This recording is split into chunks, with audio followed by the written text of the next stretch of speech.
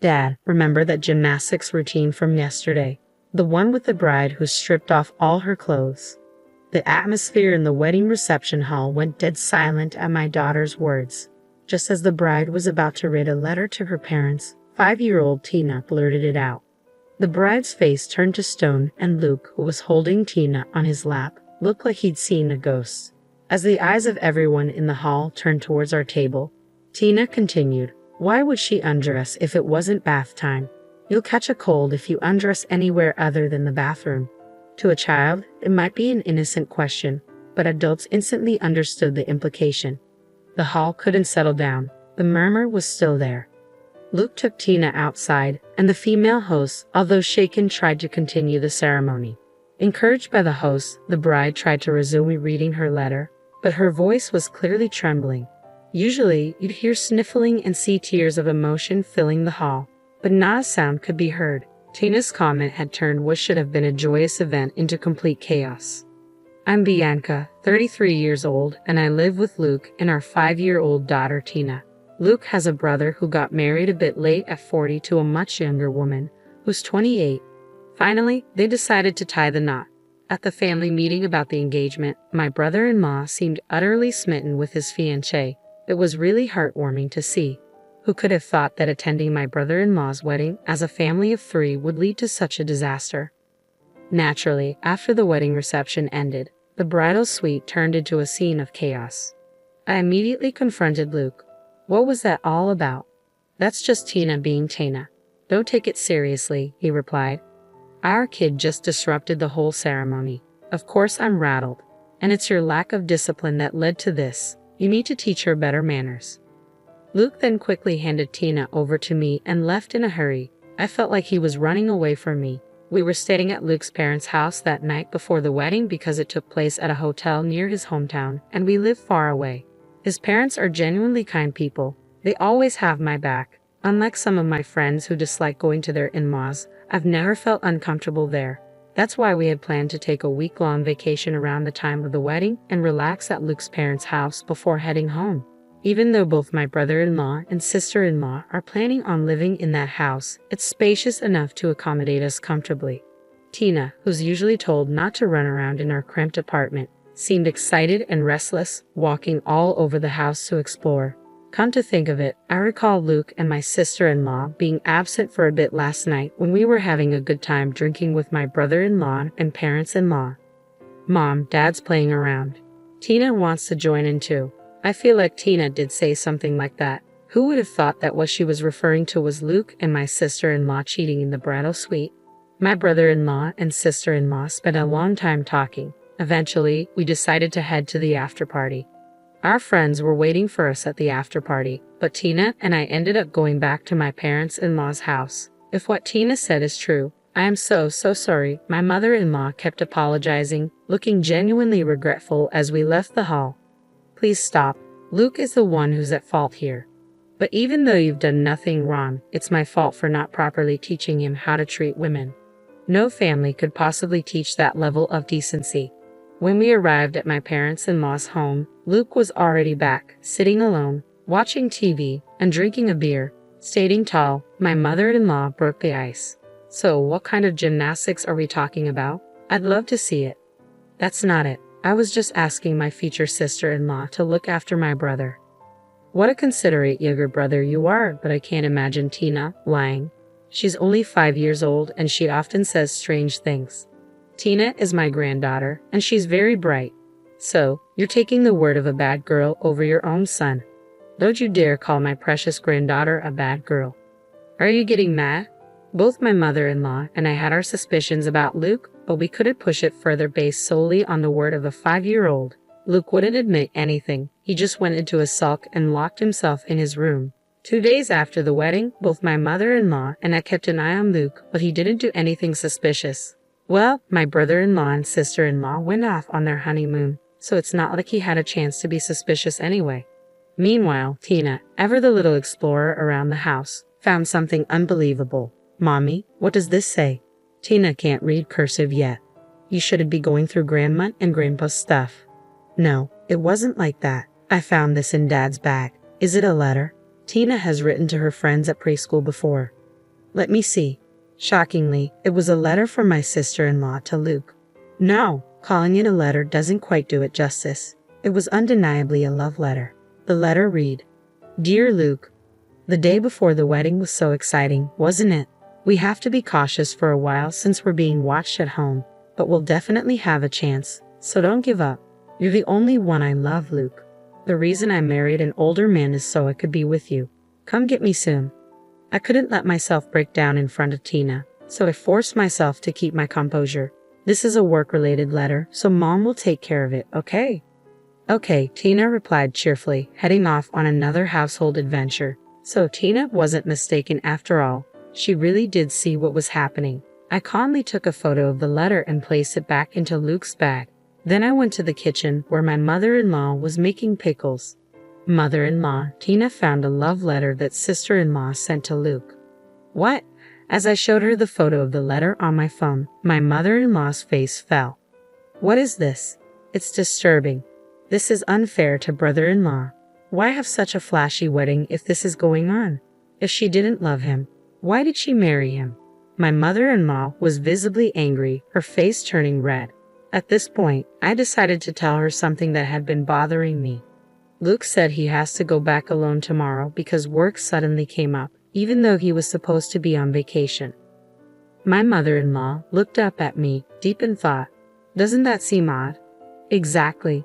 My mother-in-law and I exchanged glances, both of us seemingly concerned about the same thing. The timing is just too perfect. Plus, his brother and his wife are on their honeymoon in Hawaii. Do you think they're planning to meet up there? I nodded in agreement. I hate to say it, but brother-in-law is a very kind person who is unfortunately a bit naive and easily deceived. There is no doubt in my mind that the two of them plan to have a secret meeting without brother-in-law noticing. After all the trouble to finally get married, he ends up with a woman like that. It's even sadder because they seem so happy. Let's go with that. Mother-in-law suddenly stood up and began washing her hands. "All right, start packing for Hawaii. Your father's coming too." "What?" I was genuinely surprised by mother-in-law's sudden declaration, but she looked at me and smiled, clearly pleased. "We're going to expose everything. Do they have any idea how much we spent on that wedding? Just because he's marrying a younger woman, we even chipped in 30 grand. This is no joke. We're definitely getting that back." I couldn't help but applaud mother-in-law's determination and immediately started to prepare as well. For some reason, mother-in-law seemed strangely excited, and deep down, I was excited too. Just wait, we'll make them wish they were never born. The next morning, Luke was having breakfast, trying too hard to keep a straight face. "It's really a shame you have to work after finally getting some time off. Just relax and enjoy your time." Even though no one was listening, Luke loudly announced his departure, then left in a flurry. We quickly packed our bags, our parents-in-law, Tina, and I left about 2 hours later. Luckily, we got the tickets in a hotel with no issue. Tina was thrilled, shouting and playing. We chose a lodging spot a bit away from the hotel where we heard brother-in-law would be staying, so we wouldn't attract attention. Upon arrival, mother-in-law decided to call brother-in-law to see how things were going. "How's Hawaii?" Responding to mother-in-law, brother-in-law's relaxed voice came through the speakerphone. "It's warm and relaxing. We're planning to go to Sea Life Park, Hawaii tomorrow. Look forward to some souvenirs." Brother-in-law seemed to be having a great time but mentioned, "Well, my wife is going out to dinner with a friend who lives in Oahu tonight, so I'll be alone." Hearing that, mother-in-law lifted her gaze and exchanged glances with me. No doubt Luke and sister-in-law are probably having a secret meeting tonight. Well, enjoy Hawaii. Mother-in-law decided to hang up, perhaps concluding that now was not the time to say anything. It's sad for brother-in-law who is in the dark about all of this. Who would have thought we'd catch Luke and sister-in-law on a date as soon as we landed? Though we have valuable information, my emotions were a mess. I wished it were a lie. I wished it were just sister-in-law's one-sided affection, but Luke had followed her all the way to Hawaii. Ignoring this wasn't an option anymore. After discussing with my parents-in-law, we decided that father-in-law, who could blend in the most, should tail sister-in-law as she left the hotel for her date tonight. Father-in-law put on a hat and a mask, transforming into an unnoticeable passerby in seconds. "Way to go, Dad. You're completely unnoticeable." Tina added, "Grandpa is sus. She was delighted whether he was being praised or teased. Easily influenced by mother-in-law's words, father-in-law decided to stake out at a cafe in front of the hotel where brother-in-law and his group were staying. Hun, your mission is threefold. 1. Follow daughter-in-law as she leaves the hotel. 2. Confirm she's meeting with Luke. And 3. Keep an eye on her until she enters and leaves another hotel. Got it? Father-in-law nodded earnestly at mother-in-law's forceful instructions. Equipped with his high-sensitivity DSLR camera and a big telephoto lens that he bought as a hobby, he headed out. We were incredibly grateful to father-in-law, who willingly took on the task despite the long hours it would entail. Mother-in-law, Tina, and I finished dinner and returned to the hotel. After putting Tina to bed, we waited for father-in-law's return. Surprisingly, father-in-law didn't come back until 3 o'clock in the morning. "Let me sleep for now," he muttered as he crawled into bed, looking exhausted. So we decided to hear the full story the next morning. The next day, as we looked at the photos father-in-law had taken while listening to his account, there was irrefutable evidence. True to his love for photography, father-in-law's shots were incredibly detailed. Even from a distance, you could see the two of them embracing clearly.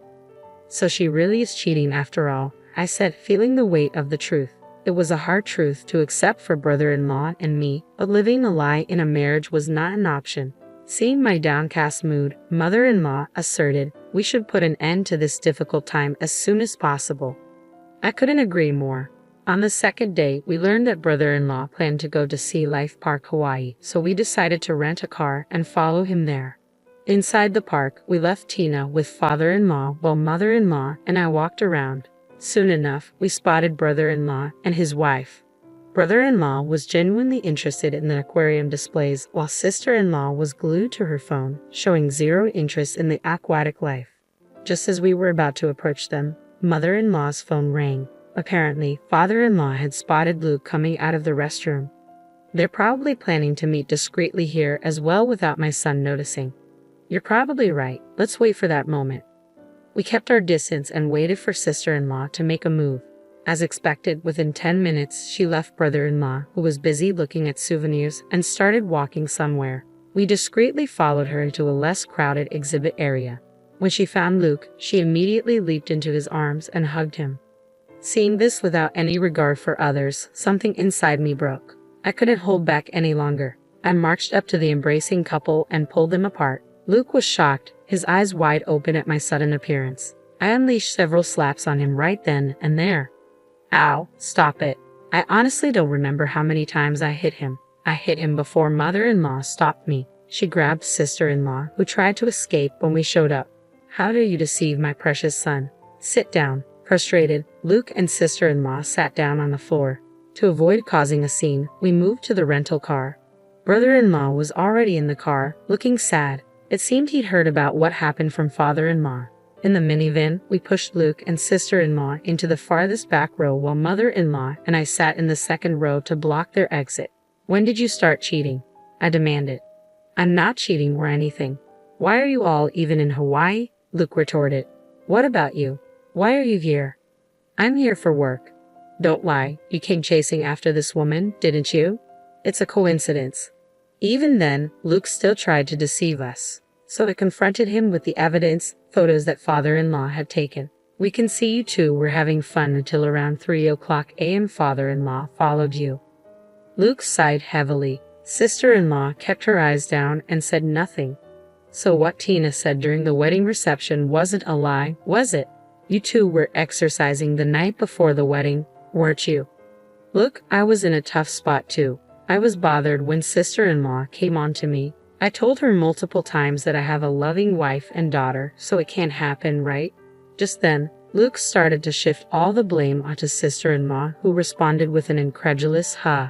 Grabbing Luke, she yelled, "Who is the one saying leave my brother and be with me?" "No, I never said that," Luke shot back, and their argument began to heat up.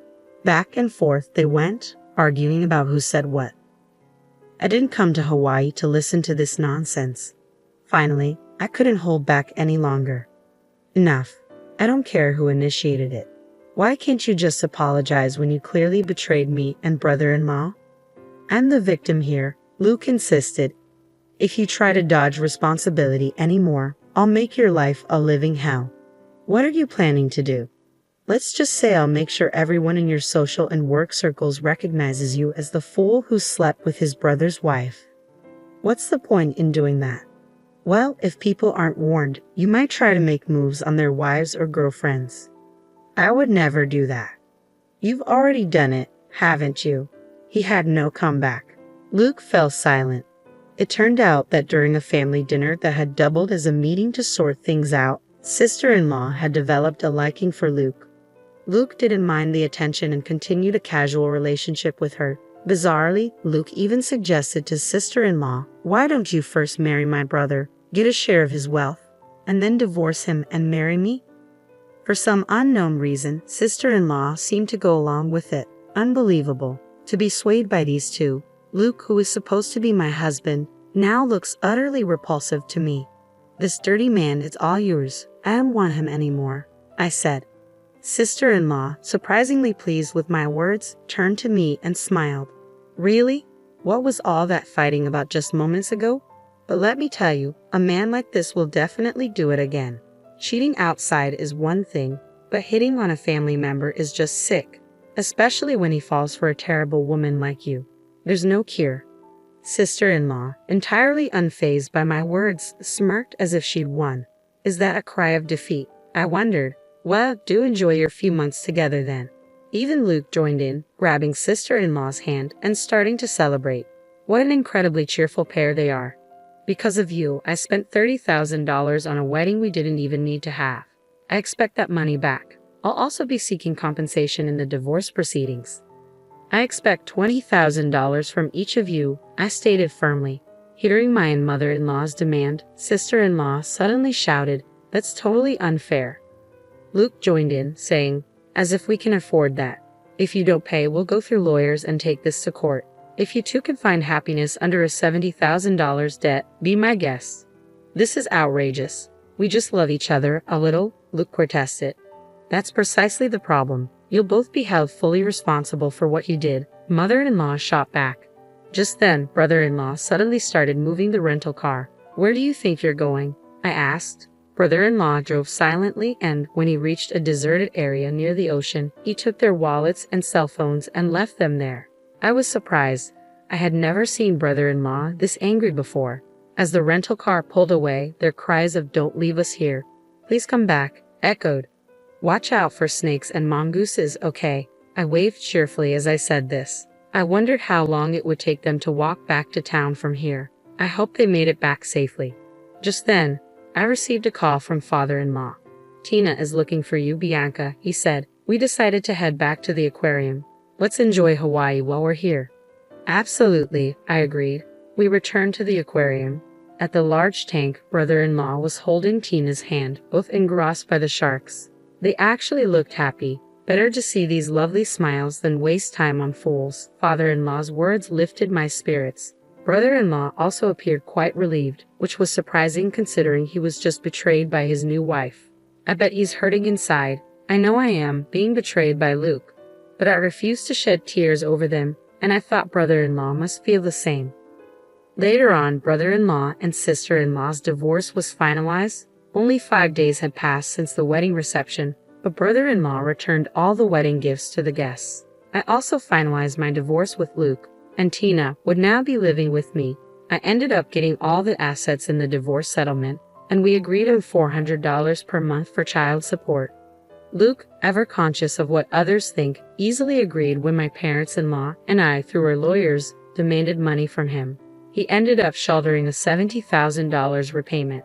But you can't control what people say. Rumors spread easily that he had an affair with his brother's wife and even followed her to Hawaii. Friends began to distance themselves, and even at work, the rumors got around. He got transferred from his high-performance sales team to a basement document storage area. It's been a year now, and I'm still on good terms with my in-laws. Just the other day, while looking through a school backpack catalog with my soon-to-be elementary school daughter, she said, "Grandma will buy it for you." "No, Grandpa will buy it," I teased. "It'll be a lasting joke." The room went silent when Tina said, "Let's settle this with a gymnastics competition."